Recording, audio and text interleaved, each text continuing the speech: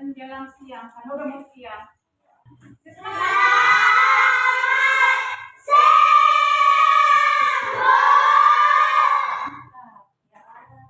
Itu doang baru semangat. Kamu udah istirahat tadi kan? Ya. Sebelum pembelajaran kita dimulai, anak-anak siap-siap semua kan? Mari kita berdoa dulu. Berdoa menurut agama dan kepercayaannya masing-masing. Ayo dipimpin oleh ketua. Ketua kelasnya Romi. Cepat.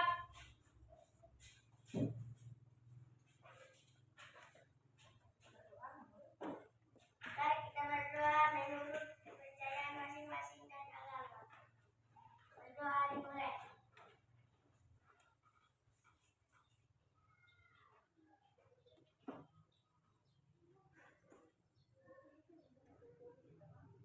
Berdoa selesai. Terima kasih pada ketua kelas kita yang memimpin doa. Sekarang ada yang hadir? Semua pada hadir? Oke, kalau semua pada hadir, Ibu aktif dulu. Clara, Glory, Caleb, Lauren, Lenny, Misael, Natalin, Nathanael, Noela, Romi, Vini, Yosi Simamoran, Yuki Hiro. Oke, terima kasih anak-anak semua. Karena semuanya pada hari berarti kalau kita semua hadir, berarti kita semua sehat. Kita semua mau menuntut ilmu. Semangat. Ya, sebelum kita belajar, kita terlebih dahulu reading. Biar apa? Biar semangat. Oke, kita mulai readingnya. Buka tutup, bertepuk tangan. Buka tutup, bertepuk tangan. Buka tutup, digulung-gulung. Buka tutup, digulung lagi. Buka tutup, sambil tersenyum. Buka tutup, sambil tertawa. Oke, tadi biar semangat. Iya. Ya, malam kita mempelajari tentang bahasa Indonesia, yaitu tentang keluarga. Sekarang juga kita mempelajari tentang bahasa Indonesia, yaitu kosakata. Ya. Tujuan pembelajaran dengan mengamati teks yang ditayangkan melalui PowerPoint beserta dinikmati membaca kosakata baru atau T2. Yang kedua, dengan membaca teks cerita siswa dapat mengidentifikasi kosakata baru. Ketiga, dengan mengerjakan KPD peserta didik dapat menentukan karakter tokoh yang ada dalam cerita. Keempat, dengan membaca teks bandingkan karakter tokoh yang ada dalam teks bergambar dengan benar atau cepat. Ya. Pengertian dari kosakata. Kosakata menurut Kamus Besar Bahasa Indonesia atau singkatan dari KBBI atau kosakata adalah perbendaharaan kata. Perbendaharaan kata. Kosakata adalah perbendaharaan kata yang dimiliki seseorang atau kosakata juga bisa berarti dalam semua bahasa, baik dia bahasa Indonesia, bahasa Jawa, bahasa Inggris, bahasa Mandarin. Ya. Di sini ada ciri-ciri kosakata. Satu, ciri-ciri kosakata terdiri dari kelompok huruf yang memiliki makna. Dua, kata-katanya juga bisa terlihat dan terdengar persis sama tapi punya arti yang berbeda. Tiga, kata-katanya bisa mempunyai makna denotatif dan konotatif. Iya, tadi Ibu bilang kosakata itu adalah perbendaharaan kata atau kata yang juga bisa berarti dalam semua bahasa. Maksudnya di sini kalau kosakata itu adalah persamaan kata. Kata-kata, tempat atau kata-kata yang lain. Contohnya di sini kosakata dan artinya. Contoh kosakata dan artinya. Berikut merupakan contoh kosakata bahasa Indonesia dan artinya. Berdasarkan KBBI, kosakata itu terdiri dari dua kosakata, yaitu satu kosakata baku dan kosakata non-baku. Bagaimana pula yang dikatakan dengan kosakata baku? Kosakata baku itu adalah kosakata yang dipakai dalam buku atau yang bagus atau yang benar. Sedangkan kosakata yang non-baku itu adalah kosakata yang dipakai dalam kehidupan sehari-hari atau yang diganti-ganti. Apa saja dia? Kalau kosakata baku dan kosakata non-baku kita lihat dulu ya. Ada. Ini contoh kosakata baku. Ada kebaikan, budi pekerti atau kesopanan atau akhlak. Berarti seseorang itu kalau dibilangnya tidak ada adabnya, dibilang seseorang, berarti dia itu tidak mempunyai kesopanan dan tidak mempunyai akhlak atau kebaikan. Tetapi kalau ada yang bilang, oh kan ada yang lihat, oh anak itu baik adabnya, berarti dia itu baik, sopan dan apa? Akhlaknya juga bagus dan juga budi pekertinya. Makanya di rapor pun atau dalam kelas pun ada itu penilaian dari adab atau akhlak, ya kan? Yang kedua, afdal, lebih utama, lebih baik, lebih afdal katanya. Lebih utama dia, lebih baik, lebih afdal. Itu dia ya. Ateis, tahu ateis? Apa itu ateis? Sama itu dengan orang yang tidak mempunyai Tuhan. Ada agama ateis kan? Kenapa dia dikatakan agama ateis? Ateis karena dia tidak mempercayai Tuhan. Itu namanya ateis.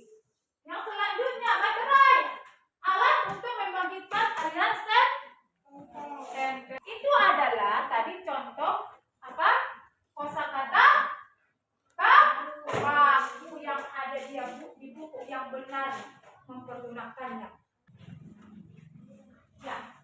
Di sini ada cerita fabel. Cerita atau fabel. Fabel itu adalah cerita. Pernah melihat fabel atau melihat cerita?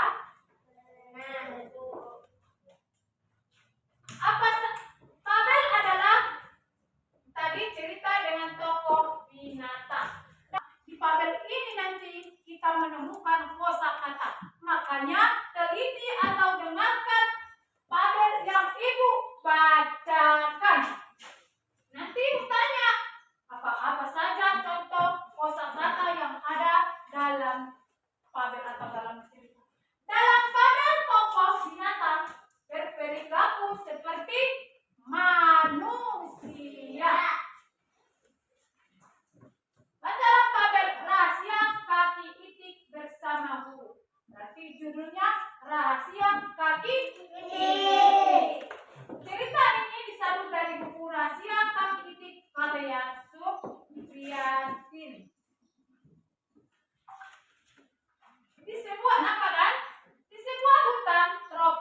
Kalimantan saat musim hujan telah berlaku udara yang panas menerpa dan daun-daun pun mulai mengering. Jatuh ke apa? Sungai. Dia minta tolong. Sementara Itik mendengar teriakan minta tolong. Kan? Itik mendengarkannya. Teriakan yang minta tolong. Dengan satu rayuan kakinya yang kuat dan tendangan kakinya yang penuh tenaga, Itik berenang meluncur ke kiri dan ke kanan. Langsung si Itik melompat ke air. Dia berenang. Itik kan bisa berenang. Itik sangat senang ke air. Dia itu kalau ada air dia berenang mandi di situ. Dia mendengarkan teriakan burung tadi langsung melompat ke sungai atau ke air untuk menolong. Siapa yang mau ditolong? Iya, mau menolong si Bangau. Walaupun dia sudah diejek, walaupun dia sudah dimaki-maki, diejek-ejek, jelek, apa segala macam, dia tetap mau membantu atau mau menolong.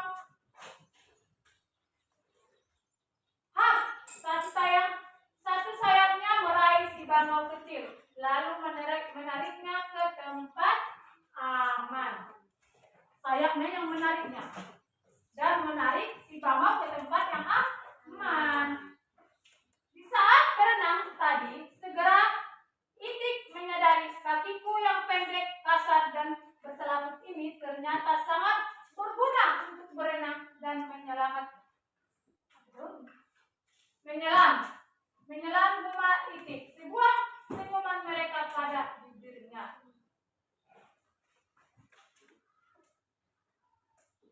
Mereka tersenyum melihatnya karena sudah ditolong. Maafkan aku, Tik, tadi aku mengejekmu, kata burung bangau penuh penyesalan.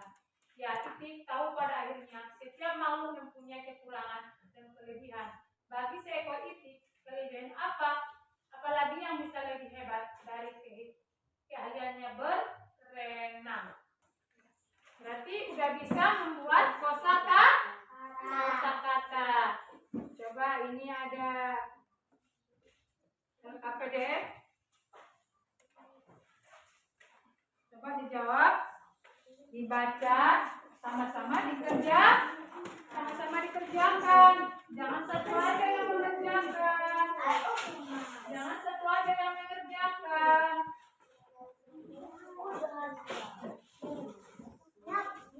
Ustaz.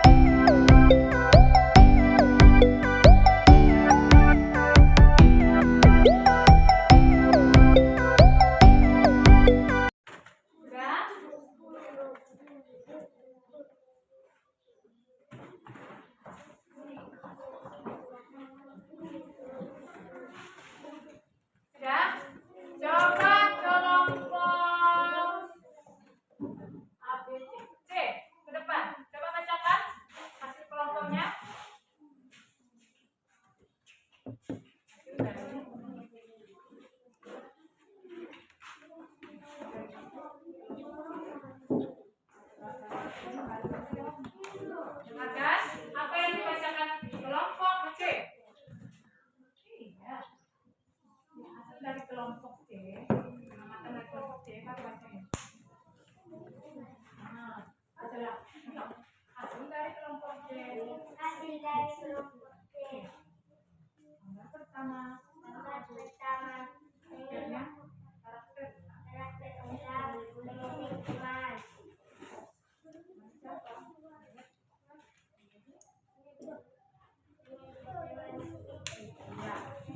Kedua.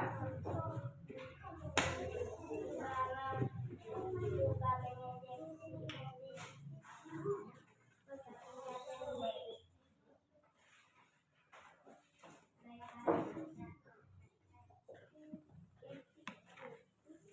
ketiga. Titik yang menolong. Ya, tepuk tangan untuk kelompok C. Siapa lagi? Coba kelompok B. Cepat-cepat.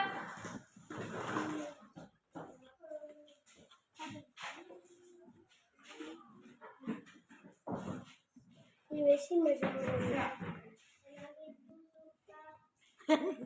Kelompok B membacakan. Kelompok B membacakan hasil dari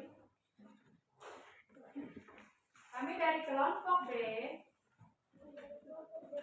yang membacakan hasil kerja kami. Gambar A.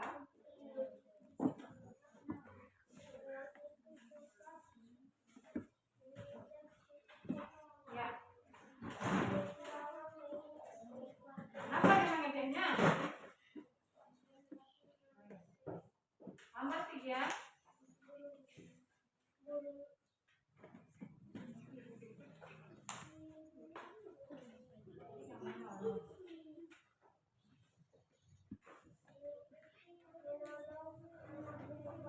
Oke, terima kasih. Mana punyamu? Mana punyamu? Siapa lagi kelompok? Ayo, ini kelompok C.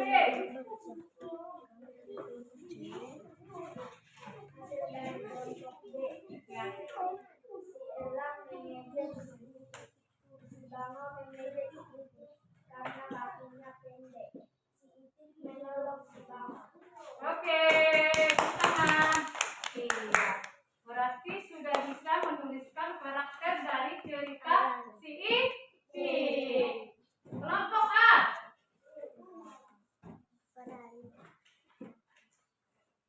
Ya, sudah sekali.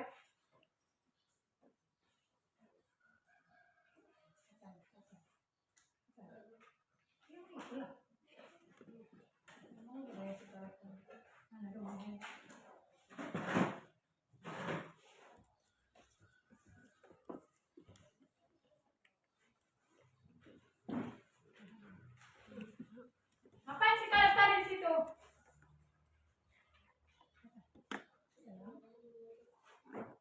Iya.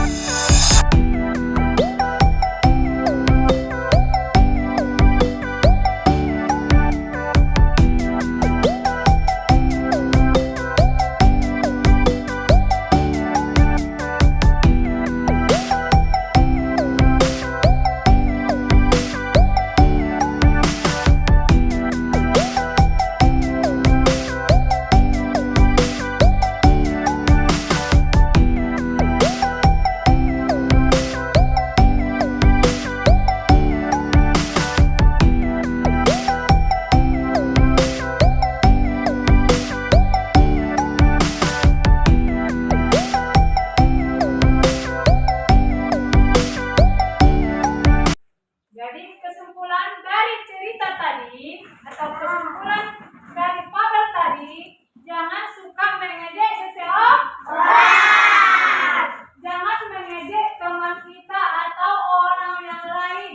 Belum tentu kita bisa lebih dari dia. Sesuatu itu pun atau seseorang itu mempunyai kelebihan dan kekurangan. Begitu juga dengan binatang. Binatang itu pun ada kelebihannya, ada kekurangannya. Apalagi kita manusia. Walaupun dia kaya, dia itu ada kekurangannya. Belum tentu orang kaya itu tidak ada kekurangannya. Hanya itu kekurangannya, tapi kita tidak tahu.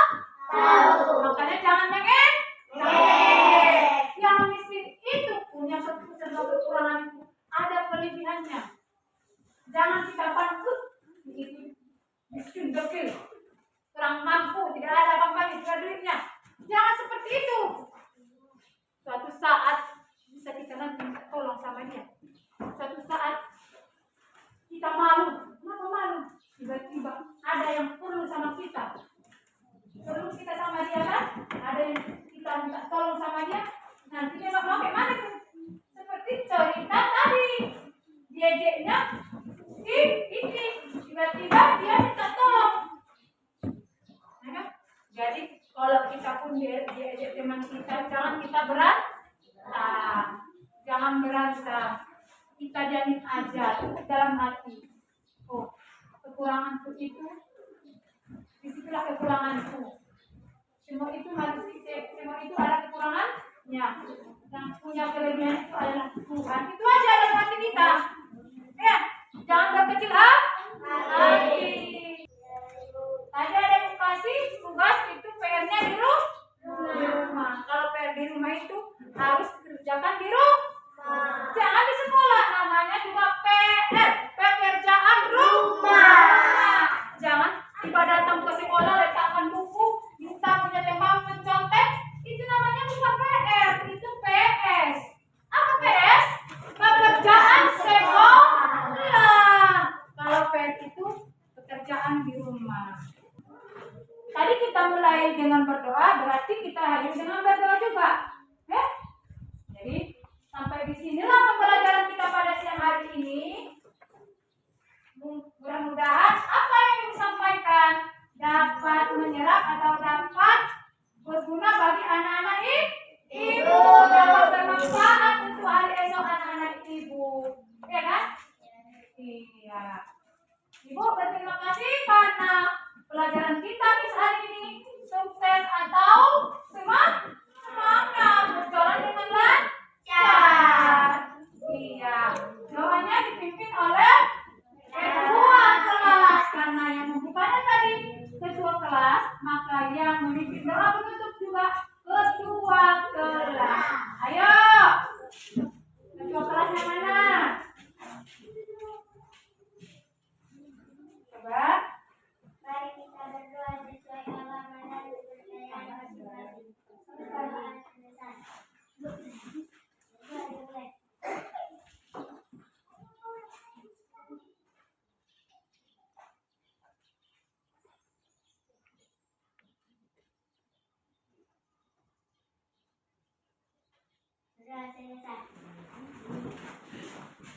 Kalau belajar itu dimulai dengan berdoa, berarti menutup juga harus diakhiri dengan berdoa. Nah, pembelajaran kita siang ini sudah selesai, maka kita berbebas untuk pulang. Ketuanya siapkan. Siapkan ketuanya.